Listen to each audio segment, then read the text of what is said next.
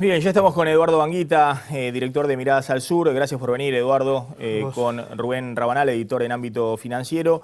Ignacio Miri, que es periodista de Clarín, de política. Gracias, Nacho, por venir. Y con Claudio Suchovicki, analista financiero. Bueno, ha venido varias veces a La Picada con periodistas los viernes a la noche. A ver, ahora vamos a toda la discusión política, que tanto Rubén como Nacho Miri y Eduardo Banguita son especialistas, ¿no? Lo que está pasando en términos políticos hoy, la interna del PJ y demás. Pero ¿cómo están viendo esta discusión? Me parece que se empieza a discutir en Argentina también, bueno, ¿cómo llegamos al 2015?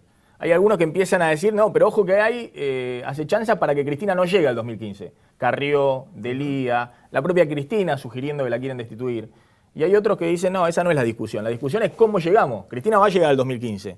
El tema es qué le va a dejar al que llegue al 2015 como discusión en términos económicos. No sé si querés arrancar vos, Claudio. Vos tenés una visión optimista de la economía en general en los últimos tiempos. Yo creo que lo que más importa a veces es la expectativa previa que uno tiene de los sucesos.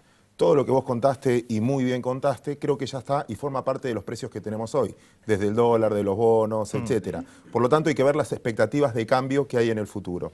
El otro día escuchaba a un gran analista político, que yo lo considero mucho, se llama Rubén Rabanal, justo está acá. Sí, justo está acá. Justo está acá.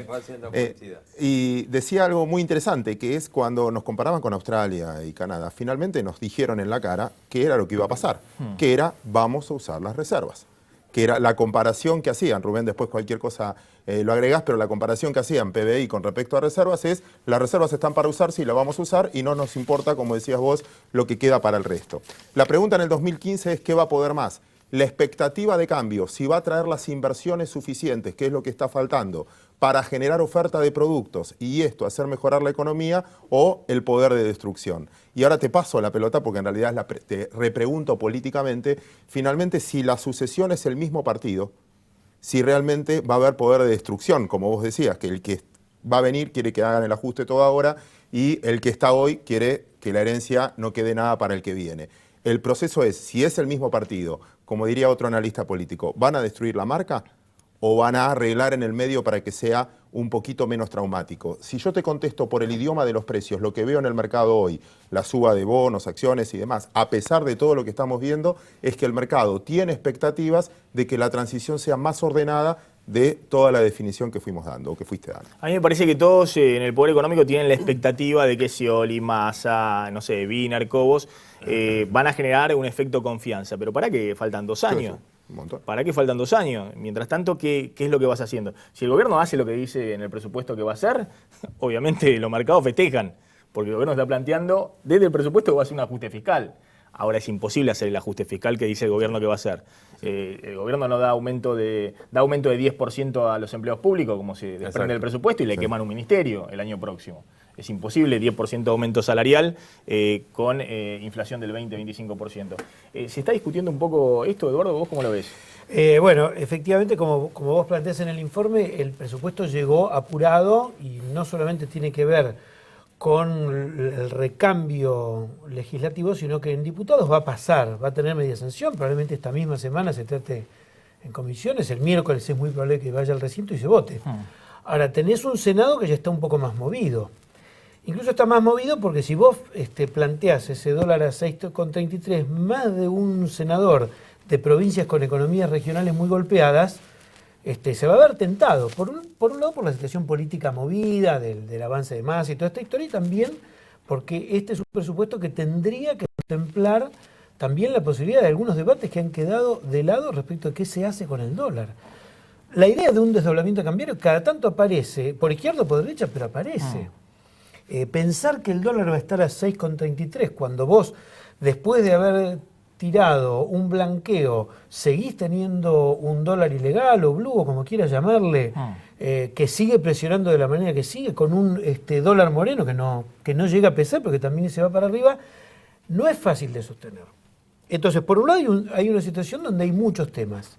Ojo que el gobierno reconoce que el dólar a fin de año que viene va a estar casi a 7. Casi a 7. Es el promedio 6,33, pero lo mismo, si vienen a este ritmo de suba del dólar, el propio gobierno, el dólar oficial, pero 7 va a quedar corto, medio, va a estar más arriba. En el medio de todo esto tenés el 30 de septiembre una resolución de si la Corte Suprema de los Estados Unidos acepta o no el tema de los holdouts en la Corte de Nueva York.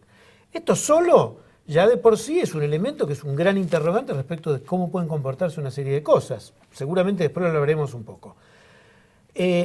Ahora, por otro lado, cuando vos decías recién, curiosamente, antes se decía Guillermo Moreno logró que los pagos por intereses de la deuda con ajuste del IPC le redujeron un poco el capital argentino. Ahora, con una mayoría de títulos que al revés indexan por el crecimiento de la economía. Y hay una incidencia por la medición del IPC sobre el PBI para ver cuán real es eso, a lo mejor terminás pagando más. Con lo cual, la verdad, el tema del termómetro no es tan poco importante. Hoy volver a discutir la credibilidad sobre las estadísticas no solamente un valor político electoral o de opinión pública, sino realmente tiene que ver con si la hoja de ruta te funciona o no. A mí me parece que hay una serie de debates acá que más allá de, suponete que se vote este presupuesto, a mí me parece que va a haber que rediscutirlo en algún momento. A ver, ¿por qué se habla un poco del legado en economía, lo que queda del legado? Mirá estos datos, que son las reservas. Las reservas están para usar, para dar confianza en algún momento. Australia y Canadá no necesitan prácticamente reservas porque nadie va a correr, va a rechazar la moneda de los canadienses o los australianos. Pero Argentina necesita tener dólares en el Banco Central porque la gente corre a otra moneda, se va del peso. Hay 25% de inflación. Ahora, fíjate las reservas. Las reservas vienen cayendo fuerte. En lo que va del año cayeron 8.000 millones de dólares. Porque se están usando las reservas, además de que no entra un solo dólar. Los únicos dólares que entraron en los últimos meses fueron 300 millones de dólares la semana pasada de Chevron, que trajo la inversión. Sí. Después no entra un solo dólar. Y todo lo que se va, o se va por el turismo, o se va por el pago de deuda, como ocurrió ayer. Ahora, fíjate, cayeron las reservas desde que está el cepo al dólar, 12.000 millones de dólares. Desde diciembre del 2010, 17.000 millones de dólares. Y cada mes menos reservas. Y cada vez hay más peso, porque el gobierno emite pesos para financiar al Estado, por los subsidios de 100.000 millones de pesos. Entonces la relación dólar-reserva, que esto no tiene que ser exactamente igual, pero esa relación está indicando que hay demasiados pesos y pocos dólares. Fíjate, en julio del 2004, esa relación entre los pesos que circulaban, 45.000 millones de pesos, y 18.000 millones de dólares de reserva, daba 2,51. Estaba por debajo del dólar oficial. El dólar oficial estaba arriba de 3 pesos. Es decir, que la herencia que recibió Cristina eran que le sobraban los dólares, que recibió Kirchner, le sobraban los dólares en la reserva en relación a los pesos que circulaban. Porque el ajuste ya lo había hecho Duhalde y después Labaña. Hoy, en 2 años y medio, deterioraste totalmente esa relación. En diciembre del 2010 tenías 2,98 la relación entre los pesos que circulaban y las reservas, y hoy esa relación es 9,50. Es decir, necesitas, si quisieran cambiarse los pesos que circulan por las reservas del Banco Central, el dólar sería 9,50. ¿Qué significa eso? No tiene que ser 9,50 el dólar, pero significa que estás generando una situación de desconfianza, porque cada vez tenés menos dólares y cada vez tenés más pesos. Bueno, cuando el gobierno hubo una reforma a la Carta Orgánica del Banco Central, que la vimos como inocente, que no sé si Sucho se estaba por referir a eso ahora, se eliminó la famosa palabrita que históricamente estudiamos todos en la facultad, en la famosa frase, las reservas son prenda común de la base monetaria. Eso no existe más, que es lo que vos estás diciendo. Ya no hay una relación técnica proporcional. Está bien, no tiene que ser exacto. No, que no existe, pero antes existía, claro. Y en la convertibilidad existió. Está bien que se hoy no hay, legalmente no hay relación legal proporcional. Y te agrego un solo numerito a lo que decías, que agrava la situación de la sensación térmica que puede llegar a tener el mercado. Todos estos números que vos estás calculando, lo estás calculando con un precio de soja y una cosecha muy buena. Casi 500 dólares la soja, exactamente. Si vos mirás el precio del futuro de la soja, porque la cosecha quizás sea mejor, pero no solo en Argentina, sino en el resto de los países, está 50 a 100 dólares abajo. Por lo tanto, a ese número agregale que dentro de los ingresos de dólares que podés tener van a estar un poquito lastimados. Pero ¿qué es lo que preocupa de esto? Fíjate en este gráfico también, donde se ve esa relación. No significa, uno no se volvió defensor de la convertibilidad, de que tiene que haber tantas reservas como dólares, como pesos que están circulando. Lo que significa es el margen de maniobra que tiene un gobierno. Cuando asume Cristina, o el año anterior a asumir, el dólar oficial estaba a 4 pesos y la relación entre los pesos que circulaban y las reservas era 2,9, no era ni siquiera 3 pesos, le sobraban los dólares a Cristina. Antes de asumir, cuando estaba en el 2011 en campaña electoral. Hoy el dólar está a 5,73 y la relación entre los pesos que hay circulando y las reservas te da 9,48. Ahora, ¿a qué voy? Si Cristina deja en el 2015 20.000 o menos millones de dólares de reserva. No puede decir, bueno, pero nosotros cuando llegamos teníamos 10.000 millones, ¿no? Pero ahora tenés 15 veces más pesos circulando de los que había entonces. Ahora, este Es decir, presupuesto se ha generado un deterioro muy grande del margen de maniobra del cual le gustaba hablar a Kirchner. Este presupuesto tiene muchas mentiras, enormes, Sí. pero tiene un par de verdades que son inquietantes, que son específicamente cuando el presupuesto habla de la deuda. Nosotros hicimos un cuadrito en ámbito calculando, en los últimos 3 años, cómo había funcionado el fondo de desendeudamiento con relación al nivel de reservas. En el 2012, tomando al momento de entrada del presupuesto, la relación era de 11%, en el 2013 la relación saltó al 17% y tomando el pago de ayer, en el 2014 salta al 28%. Es decir, que el gobierno se está llevando, por no pagar la deuda con recursos genuinos, 28% de las reservas el año que viene para pagar deuda. Además de la partida especial que se introdujo, como vos lo explicaste muy bien antes, para el pago del cupón PBI. Esta es la herencia que está mirando Scioli. Esto es lo que está mirando Massa. Porque Scioli y Massa pertenecen los dos al mismo sistema político, aunque ahora están distintos, es todo peronismo y en algún momento el directorio se reunirá para ver a qué gerente general pone, como hace normalmente históricamente el peronismo. Ahora, la idea, como te confía incluso algún ministro de este gobierno, a nosotros las reservas no nos preocupan porque no vamos a dejar de hacer lo que tenemos que hacer, es lo que está inquietando. Es decir, el horizonte de que Cristina entregue el 2015 con 10.000, 8.000, 12.000 millones de dólares al Banco Central, es algo que en el gobierno no se lo está viendo como una locura, pero sí se lo está viendo en el peronismo. De ahí el hecho de la preocupación y el miedo que hay. ¿Por qué el gobierno presenta este proyecto? Es decir, yo lo hablaba con Guille Laborda porque nos estábamos acordando ayer en el diario. Yo cubrí 19 presupuestos en mi carrera periodística. Nunca vi lo que pasó con este. ¿Cuál era el miedo en medio que podía tener un gobierno en medio de una legislativa de medio término? Esperar a ver cómo te venía el número, entonces vos decías, no, votémoslo antes del 10 de diciembre porque después no sé cómo van a estar los números. Hoy lo votan antes del 27 de octubre porque no le tienen miedo a las cámaras constituidas, le tienen miedo al efecto del PJ, de la degradación política que puede sufrir el gobierno el 27. Es decir, no es ya el tema de si voy a tener el número o no. El tema es cómo va a venir la corrida interna de acuerdo a cómo es el resultado. Esa es la explicación de que al mismo día entró el presupuesto, la ley de emergencia, hasta que se termina el gobierno y la prórroga de los impuestos. Esta es la otra cosa. Argentina va a tener por 12 años ley de emergencia económica. El kirchnerismo gobernó este es un país toda de su era emergencia. con ley de emergencia. Y te agrego una cosa más. Estos presupuestos se hacen con la ley de administración financiera, como todos sabemos. Claro. Que es una ley que impone que no puede haber déficit. Por lo tanto, uno sabe que se dibuja porque la ley no te permite que figure déficit. Entonces, una ley de administración financiera de la época de Menem Cavallo, una ley de emergencia económica de la época de Menem Cavallo, con lo cual, en estos años, donde en realidad se debería haber avanzado en una normativa diferente, lo único que se hizo fue la reforma de la Carta Orgánica del Banco Central, que fue más operativa que conceptual. Ahora, yo insisto, a Cristina la asesoraron mal. Cuando Cristina compara con Canadá y con Australia, que son países que tienen en relación al PIB menos reserva que la Argentina, Cristina dice, mire, estamos bien, porque tenemos más reservas en relación al PIB. No, ellos tienen poca reserva porque no necesitan tener reservas, porque no le corren contra las monedas. Yo sostengo, que es a lo que se refería Sucho, porque lo hablamos los dos, yo sostengo que ella sabía muy bien lo que decía ese día. Bueno, pero... Y lo tenía muy claro, porque ella habló de dos países que tienen una relación de reservas sobre circulante muy baja. Muy baja.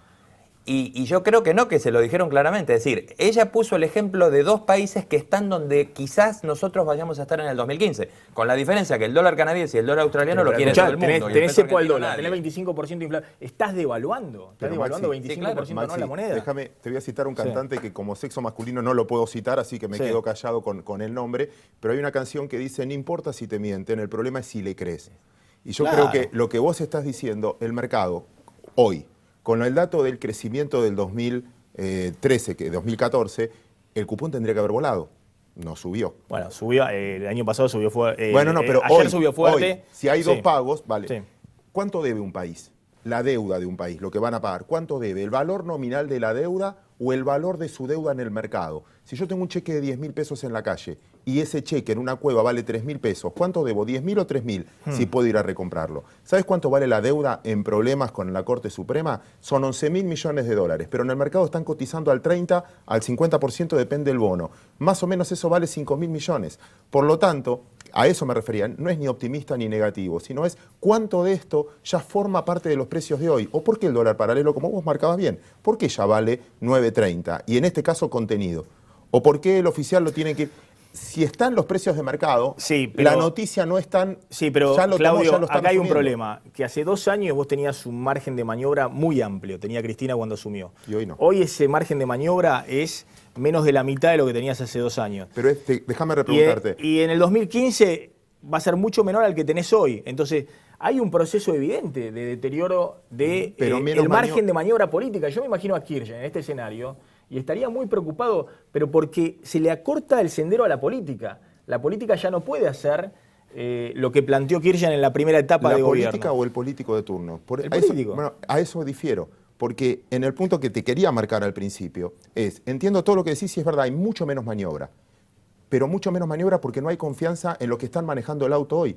Pero si mañana tenés un cambio de conductor, puede venir inversiones que hoy están faltando. Déjame ponerle nombre también a los mercados, porque acá hay una serie de grupos empresarios que se han beneficiado muchísimo en estos años y ahora prefieren un vuelco de campana. Prefieren grupos políticos, y masa me parece que es una buena expresión, que por un lado dicen, no, vamos a mantener el crecimiento. No, pero con mercado es YPF hoy. YPF se lleva al 30% de todas las emisiones de deuda hoy. Eso es mercado también. Sí, está bien, pero escúchame, acá nadie ingresó dólares para blanquear. No, salvo la plata que entró Chevron, no entra plata. Es decir, acá está claramente que los sectores con poder económico prefieren hacer la plancha un tiempo y esperar que surja un grupo político que pueda disputar y eventualmente... A mí me preocupa, más allá de esa parte del mercado que juega muy fuerte y que coincido con lo que vos planteás, Eduardo, me preocupa en general los agentes económicos.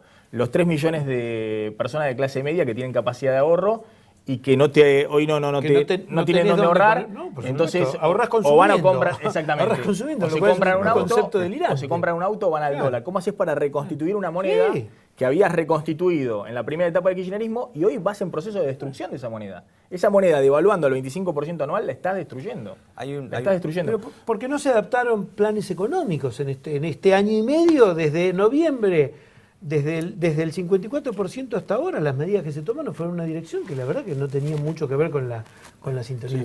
Disculpame, Nacho, Miri, ¿cómo estás viendo este escenario? Vamos a discutir un poquito ahora de política. ¿Querés que planteemos? Mirá hoy Scioli con los intendentes del PJ en la asunción de Alejandro Granados, el intendente de Ezeiza y nuevo ministro de Seguridad de la provincia de Buenos Aires. Después años de experiencia al frente de su querido municipio de Ezeiza, para volcar en influir positivamente en llevar adelante un trabajo codo a codo con los intendentes, que yo le agradezco a la gran cantidad de intendentes que están presentes aquí y no tenga ninguna duda que un par de ustedes, un hombre que conoce en profundidad las características de este problema, que tiene una sensibilidad para poder interpretar lo que son las necesidades de cada barrio a partir de su propia experiencia personal, donde ha logrado que en Ezeiza los índices más bajos de inseguridad. Y esto se debe precisamente a la planificación, a la organización. Bueno, eso mismo lo quiero ahora en toda la provincia, Alejandro. Bueno, ahí estaba Granados, el sheriff, como le dicen a Granados, en esta idea de que va a imponer una política más de mano dura. Mucha policía en la calle, mucho patrullaje y además todos los intendentes, la escenografía, ¿no? Nada de cámpora y sí, todos los intendentes ahí a pleno apoyándolo. Lo que uno ve, sobre todo con la designación de Granados que tomó el gobernador Scioli, es que casi ningún actor de la provincia de Buenos Aires está pensando ya en el 27 de octubre, sino más adelante.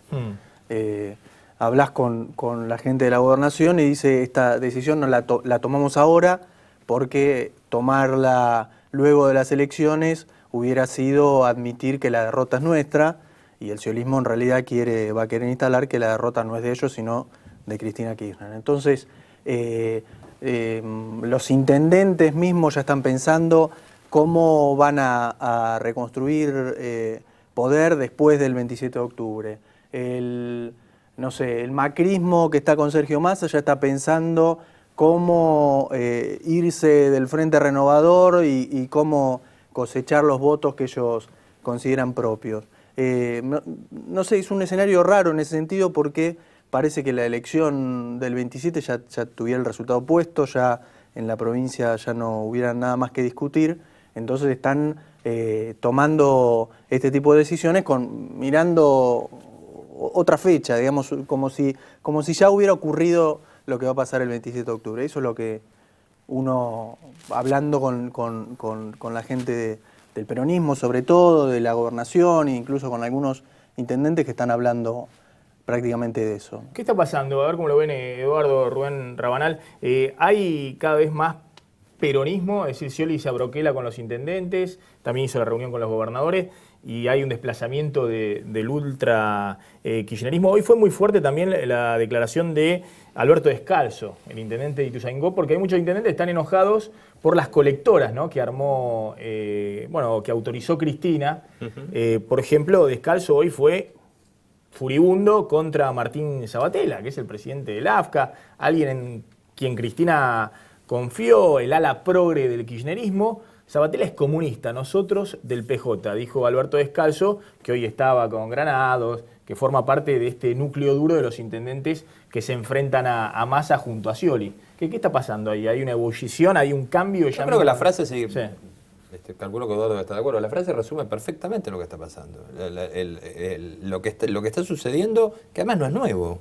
No, el propio Kunkel lo criticó a Sabatella. El propio Kunkel lo criticó a Sabatella, y fíjate, en medio de la campaña... Kunkel le había dicho carroñero, porque le saca votos exactamente. A los intendentes. Incluso lo que le está pasando al pobre intendente de Lomas de Zamora en medio de la campaña, uno ya lo dice en estos términos, porque la verdad que es medio inentendible lo que le sucede con toda la lista de abajo matándolo sin consensuar ideas. Pero yo iba más allá. No es nuevo en el peronismo. Lo que está pasando es que comenzó el proceso de selección, y lo que hace el peronismo es empezar a desechar los elementos. Pasó con Menem. Lo que pasa es que era otra la gente. No era la cámpora, no era con una imagen tan progresista. Pero es exactamente lo mismo. Los intendentes eran casi lo mismo. Claro, pero son los mismos. A ver, lo que sucede es que se vuelve a concentrar todo dentro del peronismo. Hoy lo que uno puede decir es que hay una división intendentes contra gobernadores, porque los alineamientos están viniendo así. Los gobernadores, Scioli los juntó en Corrientes, hizo una primera demostración de fuerza. Los intendentes están en la lucha hay una línea divisoria entre Massa y los que se mantienen leales. Pero sin ningún lugar a duda es esa la frase. Los que empiezan a salir de escena ahora, y que ya ni siquiera salen solos de escena, la propia Cristina los guardó, son... las fotos de la cámpora, los carteles y las remeras que llevábamos con las organizaciones sociales a la plaza. Bueno, toda esta gente la están guardando, la guardó Cristina para la campaña, y es como Cristina que ha empezado ella misma, porque no le queda otra, no porque tenga ganas, a marcar la diferencia. Eduardo, estamos en democracia, han pasado más de 30 años. Ahora vamos a discutir un poquito si Cristina hoy de Mendiguren pidió a la justicia que se investigue si alguien quiere hacerle un golpe a Cristina o quiere destituirla, por las declaraciones de Carrió, por las de Elía, porque aparte lo habían involucrado al propio de Mendiguren, Carrió diciendo que era linterna del PJ que quiere que Cristina no llegue al 2015. Pero esto de hoy, ¿no? Macartismo, el de Descalzo. Decirle comunista a Sabatella, en otra época hubiese significado otra cosa, ¿no? Se dirimía de otra manera estas internas del PJ. En otra época se peleaba por otras cosas, sí, ¿no? Hoy se están peleando por cosas que no son los grandes rumbos de la distribución. Por mantenerse en el poder, básicamente. Sí, yo creo que es por mantenerse en el poder, pero además porque hay un escenario donde para el kirchnerismo y para el Frente de la Victoria las cosas no se dieron bien, entonces hay más efervescencia. Y es lógico que los pases de facturas hoy tengan que ver con un estado de ánimo no esperado, no deseado y además no previsto, porque las previsiones de los últimos meses, por más que no fueran explícitas, de Cristina era otro escenario, era un escenario donde, no sé si el tercer mandato, pero algo que se le pareciera. Y ahora te encontrás con una situación donde los límites entre el sciolismo y el masismo pueden terminar siendo sinuosos, porque la verdad que las diferencias de modelo de país y de interlocutores que tienen no son tan grandes. La mayor diferencia, ¿cuál es? Es que uno dice, Scioli es leal y Massa fue traidor. Bueno, pero eso es efímero eso. En realidad lo que va a haber acá es un realineamiento en función de quienes pueden capitalizar más el escenario que quede. Y el escenario que queda tiene mucho que ver con lo que hablábamos antes. ¿Y lo podrán manejar o no lo podrán manejar? Me parece que esto es básicamente. Después, con respecto a ¿En qué situación queda Cristina de acá al 27? Yo no doy por sentado que Cristina se vaya a retirar de las elecciones de la provincia de Buenos Aires. Sería un poco ingenuo pensar... Yo sé que la consultaron a ella sobre lo de Granados. Ahora... Hoy lo dijo Granados y hoy lo dijo Scioli. Sí. Hoy Scioli le involucró, dijo que agradece el apoyo de la presidenta. Es cierto, ¿eh? Bueno, Cristina estaba en San Petersburgo, le hicieron llamar. Sí. Es decir, que Scioli la consulta a Cristina. Yo no sé si Cristina le devuelve los llamados o no. Esto es difícil de saber, ¿eh? Sí. Por el estilo presidencial. Ahora decime, para el kirchnerismo puro y duro. Preguntale al kirchnerismo puro y duro. No, pero decime si eso no significa, lo podemos evaluar todo. Sí, si el tema de Granados como ministro de Seguridad no significa un retroceso Yo publiqué a lo que se domingo planteaba con Linda Garré, la con décima Barbicchi. parte de lo que podría haber publicado, porque de Granados, un municipio surgido en el año 94 sacado Esteban Echeverría en la época de Menem para dejar un corredor en Ezeiza con el Cadaza y todo esto. La verdad, no es una cosa que uno se sienta tranquilo en manos de Alejandro Granados, te soy sincero. Pero además de Pero eso, no hay algo solamente más eso, preocupante. sino también Más allá de el la estilo, figura la de él. ideología de lo que vino. Sí. Esta semana era a ver quién tenía más armas en la casa. Pero es que... Es decir, Curto saliendo como Bueno, el la imagen sheriff. de Curto con los muchachos. Hoy por suerte Aníbal Fernández dijo que tenía una escopeta, que tenía un revólver y una pistola, que las regaló con el plan de desarme. Por suerte dijo eso. No me quiero extender, pero te quiero decir algo que me Fernández. parece conceptual. Sí, sí. Si vos en una campaña electoral vas con mensajes punitivos, no estás rescatando lo nacional y popular. Y acá se está cayendo en esto, en si la edad discutir la edad de imputabilidad en medio de una campaña electoral es oportunismo. Lo dijo Ahora, Insaurralde. no le instaló de Narváez en esta campaña. No, de Narváez no pudo instalarlo. Lo dijo encima. Insaurralde, lo repitió y hoy salió Juan Manuel Abadmediense que está muy orgulloso de que se discuta esto. Y la verdad, cualquiera que siga el tema, la ley de responsabilidad penal juvenil es una deuda que tiene la Argentina. El tema es larguísimo. Sí. Yo me dediqué a niñez en riesgo muchos años. Tuve Sí. hogar para chicos en la calle, una institución, no es que la tuve yo, no era el dueño, pero digo, participé de eso durante muchos años y la verdad que es un tema tan árido que vos ves... No es para discutirlo en la campaña. No, porque no es para ganar votos ni para regalar votos. Después te voy a contar, estuve en la casa de la familia de Kevin, este chico de 9 años, muerto el sábado pasado en un tiroteo entre narcos, pero con una prefectura que al principio no participó y quizás podría haber sido la institución que evitara la muerte de este chico.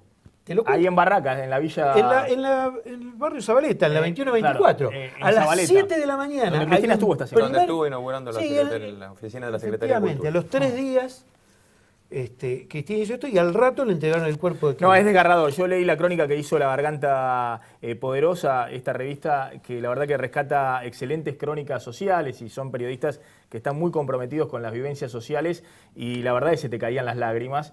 Porque no solamente Kevin fue asesinado de un disparo en la cabeza y una bala perdida entre bandas narcos ahí en el barrio Zabaleta, y la prefectura no actuó y todos sabían que venían este enfrentamiento y no actuó, sino que hay una plaza ahí en el barrio Zabaleta que también se llama Kevin, pero no es por Kevin, este chiquito de 9 años que falleció el sábado pasado, sino por otro Kevin que falleció hace 4 años, otro chiquito que fue asesinado también en otra interna entre barras, entre bandas narcos, y también había muerto producto de un disparo de una bala perdida. La imagen es desgarradora. La Plaza Kevin está a 20 metros de la casa.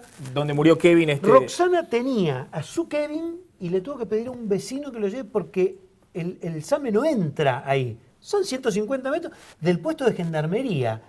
Daniel, el padre de Kevin, trabaja en un camión 18-20 horas por día. Estaba con un camión volquete cuando lo llamaron por teléfono y empezó a llegar a agarrar el contramano para llegar. Terrible. Una imagen desgarrada de una familia típicamente trabajadora argentina con 6 hijos. Este chico yendo a la escuela pública, las maestras, yo estaba en el velorio el otro día, las maestras yendo, decía, acá tenés una cantidad de herramientas para promover derechos, que no lo agarres por el lado punitivo, por el lado de la imputabilidad, porque aquí hay miles de personas que trabajan, empezando por los maestros, que trabajan para que los chicos promuevan derechos, no para que discutamos si se gana o no un voto más bajando la edad de imputabilidad a los 14 años. Hay una cosa más que Nacho quería Miri. decir yo con el tema de Granados. No desentona tanto con la política nacional lo que el nombramiento de Granados. Digamos, la política de seguridad en el gobierno cambió, sobre todo los personajes cambiaron bastante en este último año. Digamos, la cara visible de la política de seguridad del gobierno es Sergio Berni, Nilda Garre no está más, está Arturo Puricelli como ministro, incluso hasta en la cuestión de defensa hubo un giro importante con la designación de Milani, a pesar de los cuestionamientos de organismos de derechos humanos como el propio CELS, etcétera. Es un discurso que ya viene cambiando bastante en el año, no me parece que sea un marciano, bueno, Granados. Me parece que todos saben que la inseguridad es un drama en la provincia de Buenos Aires y que es un tema como primera prioridad, y el gobierno no ha encontrado una política coherente en todos estos años. Fue para un lado, fue para el otro, la provincia de un lado, el gobierno nacional del otro. Hoy las declaraciones, es decir, Martín Insaurralde con la baja de imputabilidad consiguió, nosotros habíamos hecho una gráfica, de un lado a favor Macri de Narváez. A favor, es decir, consiguió solidaridad entre Macri y de Narváez. Es cierto que hoy salió a Valmedina y también había salido Randazzo a decir que era valiente la discusión que instaló Insaurralde para no dejarlo solo. Y del otro lado el kirchnerismo duro y puro, ¿no? Aníbal Fernández, Di Tulio, Kunkel y también Wiener, ¿no? La centroizquierda. Pero bueno, como dice Eduardo, parece ser un manotazo para agarrar un tema y tratar de levantar algunos puntos desde el punto de vista electoral. Tanto que se arriesgaron con el anuncio al carpetazo de que el proyecto, aunque no sea exactamente igual, pero tiene el mismo título, de que el régimen penal juvenil, ellos mismos lo bloquearon en el paquete de leyes del Grupo A. ¿Qué es esto? Es decir, porque este proyecto incluso es más. A fin del ¿Era año un proyecto pasado, del Grupo A este? Claro, y que a fin del año pasado lo volvió a representar Gerardo Morales en el Senado. Sí, y lo bloqueó el kirchnerismo en el Congreso. Sí, claro, estuvo ahí dentro de todo lo que no... Porque además era mala palabra hablar de esto. Si no cuaja esto con el espíritu de seguridad del kirchnerismo medio de estos 10 años. No, esto es cierto, pero hay muchos otros proyectos. Desde 2005, cuando se sacó una ley integral de promoción de los derechos, quedó pendiente... como quedan pendientes muchas veces, se hace una cosa pero queda pendiente otra cosa. Quedó pendiente de debater una ley de responsabilidad penal juvenil.